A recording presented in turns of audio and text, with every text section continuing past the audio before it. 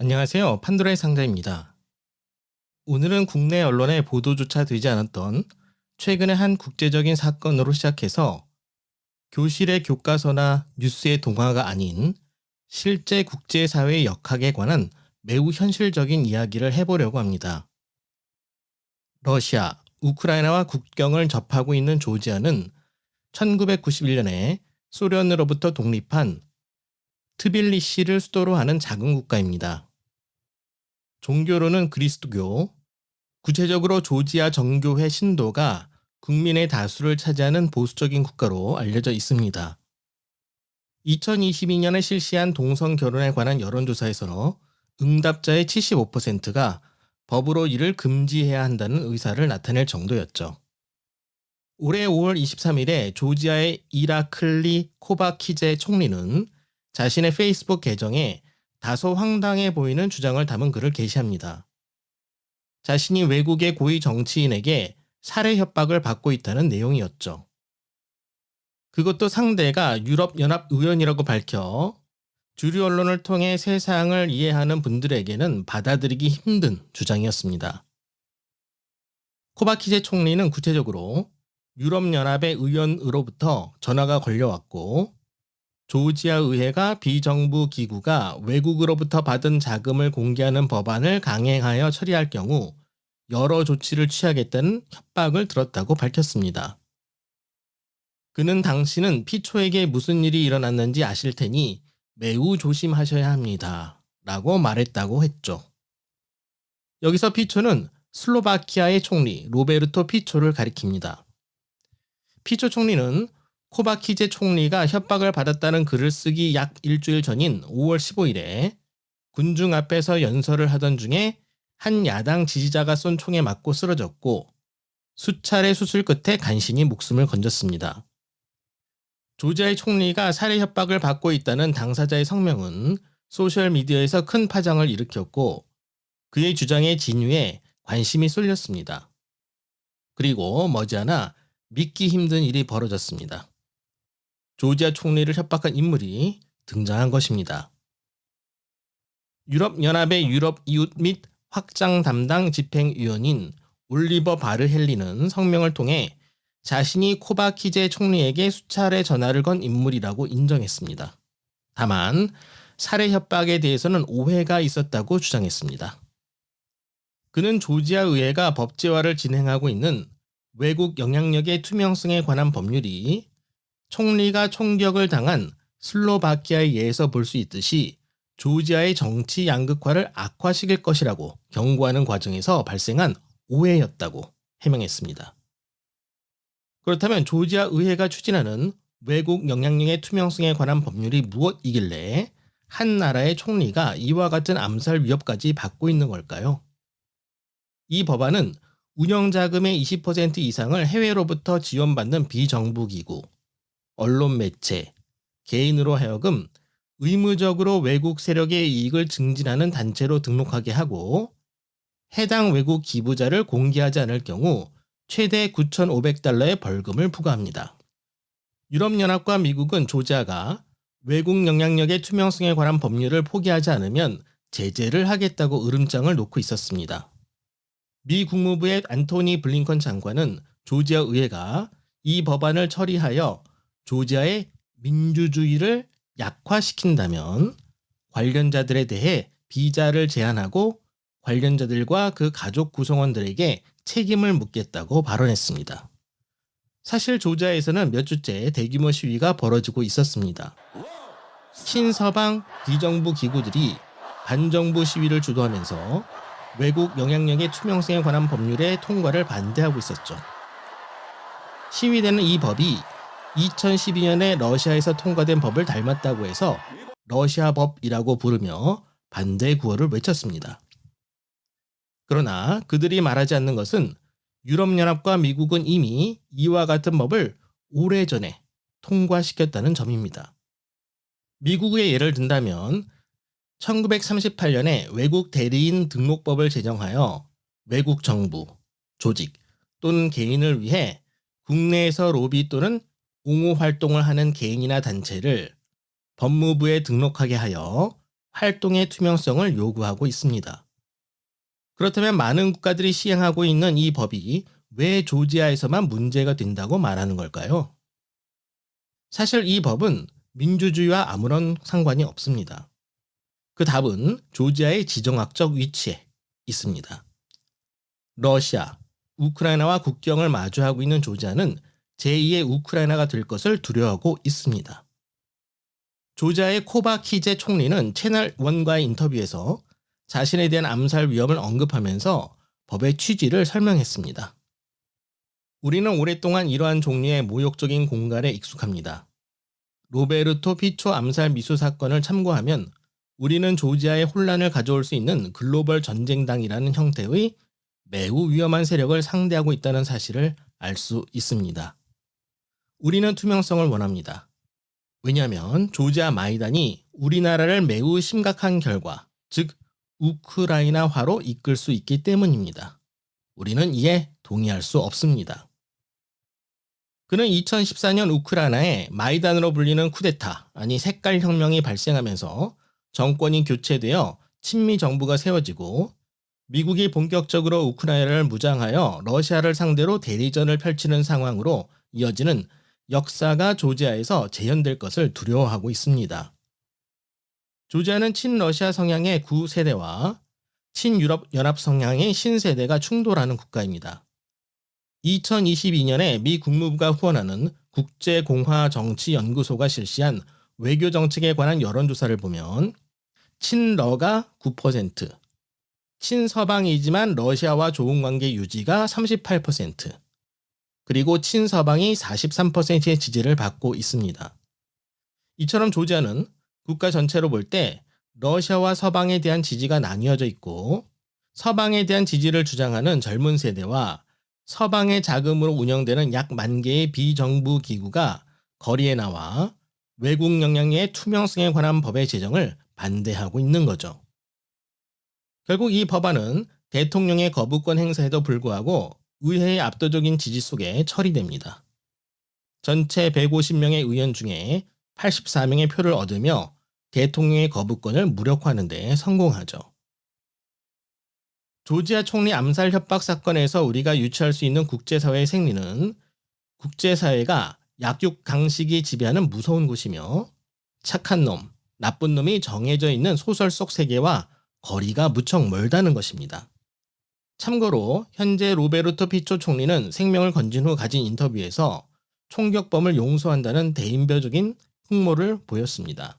그러면서 그는 암살 기도의 배후에 따로 외국 세력이 있다고 강조했습니다. 그는 특별히 한 인물의 이름을 언급했는데 이 인물은 유튜브에서 언급하는 것이 종종 허용되지 않습니다. 그는 전 세계에서 비정부 기구인 오픈 소사이티를 운영하면서 반정부 시위를 통한 정권 교체를 지휘하는 인물입니다. 냉혹한 국제사회의 생리를 재차 확인할 수 있는 사건이 최근에 또 있었습니다. 영국의 언론사 더 가디언은 5월 28일 기사에서 전 이스라엘 정보부 국장인 요시 코언이 이스라엘의 전쟁 범죄를 조사하던 국제형사재판소의 수석검사 파투 벤소다를 지속적으로 협박했다고 특정 보도했습니다.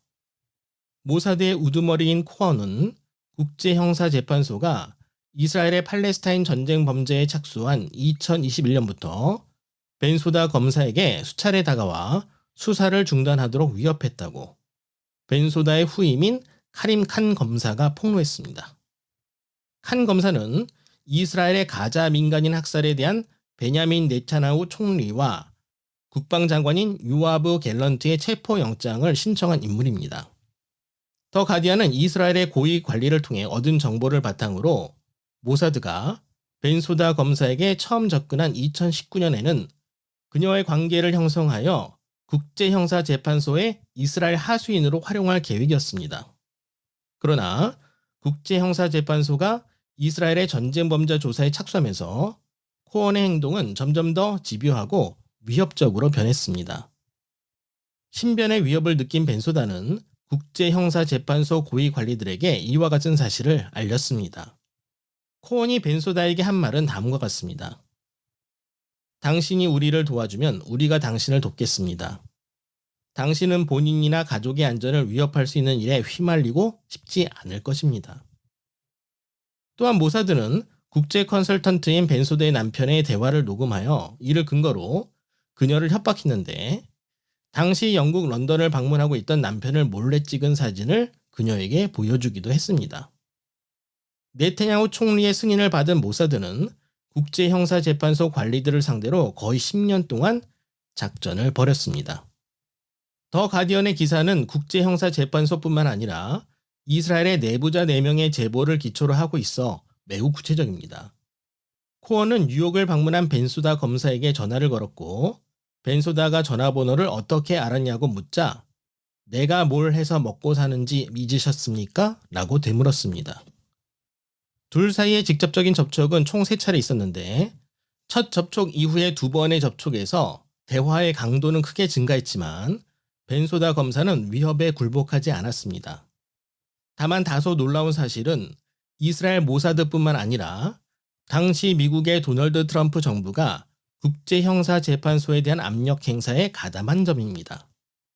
벤소다 검사는 미국의 아프가니스탄에서의 전쟁 범죄에 대한 수사를 지휘하여 미국과 불편한 관계에 있었습니다.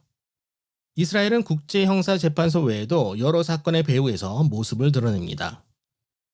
미국의 빌 클린턴 대통령과 인턴인 모니카 루인스키와의 부적절한 관계가 알려지기 전에 이스라엘은 이미 그를 협박하고 있었다고 미국의 저술가 데니얼 헬퍼가 자신의 저서 클린턴 주식회사에서 폭로했습니다. 그는 모니카 파일로 불리는 문서를 입수하여 면밀하게 분석했고, 클린턴 대통령의 전직 관리들과 인터뷰도 가졌습니다. 소위 모니카 파일은 루인스키가 클린턴을 상대로 소송을 벌일 것을 대비하여 준비된 수백 페이지에 달하는 문건인데, 여기에는 둘이 개인적으로 나눈 끈적한 대화 녹음이 포함되어 있습니다. 헬퍼는 자신의 책에서 이스라엘이 백악관 전화선 4곳에 침투하여 백악관의 대화를 이스라엘로 실시간으로 중계하여 청취 및 녹음할 수 있었다고 적고 있는데, 이는 2000년에 미국의 잡지사인 인사이트가 폭로한 내용의 인용으로 보입니다.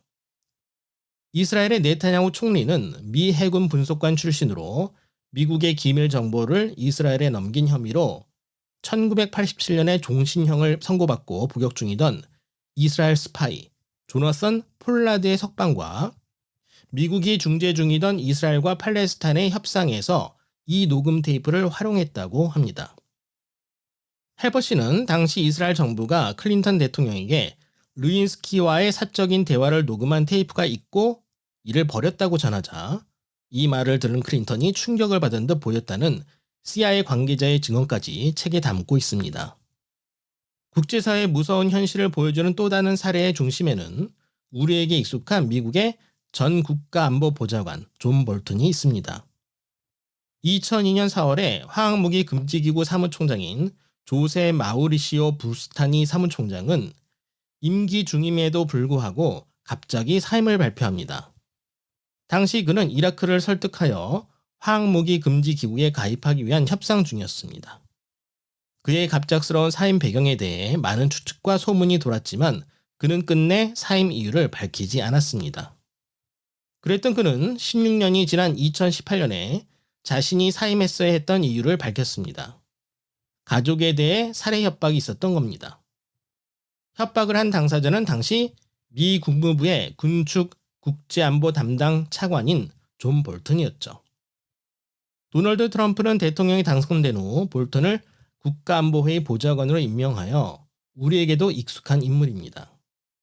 부스타니 사무총장이 갑작스러운 사임을 발표한 2002년에 미국 대통령 조지 부시 주니어는 영국의 토니 블레어 총리와 함께 이라크에 대량 살상 무기가 있다고 주장하며 이라크 침공을 계획 중이었기 때문에 부스타니 사무총장이 이라크의 화학무기 금지기구 가입을 추진하자 크게 당황합니다.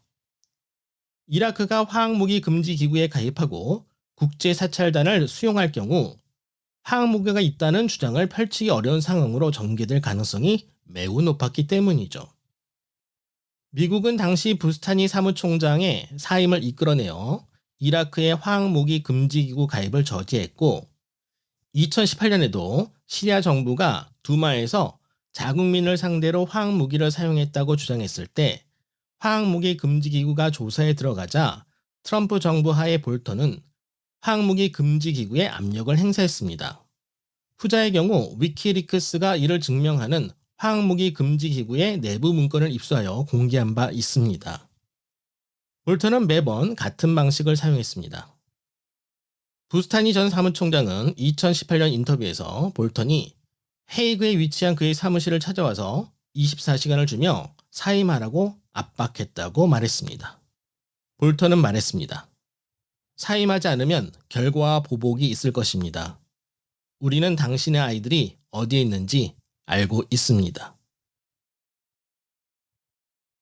When I became Director General, there were 87 members, and when I left, it was 150-something countries. So, and in my last attempt to enlarge the membership of the organization was convincing Iraq and Libya, for example, to join in. And when I announced this to member states, it was a shock to the Americans, I believe, because they had plans already to take some action, military action against Iraq. According to the information that I had, it was obvious that during the first Iraqi war, everything had been destroyed, and there was nothing left for Iraq to be accused of still possessing chemical weapons. The accusation was that my management style was not agreeable to the Americans. They managed to put together a conference that was illegal according to the convention, and that conference was the one that ousted me for the lack of support. Now, there was one man who was particularly against José Bastani being the OPCW head. That was John Bolton. At the time, he was the Under-Secretary of State for Arms Control and International Security Affairs. He's now been appointed as the US National Security Advisor. He'll shortly take his seat. José Bastani says his intentions to make Iraq a member of the OPCW stood in the way of US ambitions. I got a phone call from John Bolton from Washington. The first time I had contact with him, it said that I had instructions to tell me that I should resign from the organization, and I asked him why. He said, your management style is not agreeable to Washington, to Dick Cheney, the vice president, etc. I said, no way, I don't accept that. So he came to The Hague, and he came to my office, and he said, you have to resign, and I give you 24 hours. This is what we want. And I said, no way, I don't have any reason to do that. I don't owe it to you. I was elected by acclamation by all the member states of the organization. It's only you, the United States, that are challenging my management style. And he said, but then again, I tell you, we have already discussed with your government that you should resign. I said, I don't know of any agreement with my government. And then he said, okay, so there will be retaliations, and prepare to accept the consequences. We know where your kids are.